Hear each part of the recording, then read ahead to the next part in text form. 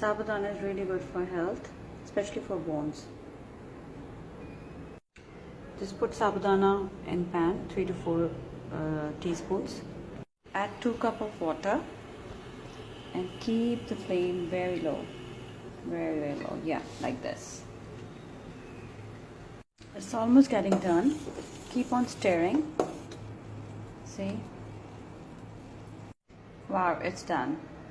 Pour it out in a bowl, and whenever you want to use, you can keep this for 2 to 3 days. Whenever you want to use, you can use it. Just add 1 tablespoon in 1 glass of water, 1 glass of milk or porridge or anything you want, or just have it like this with water. Thank you. It's good for bones, huh? Right? It's good for bones.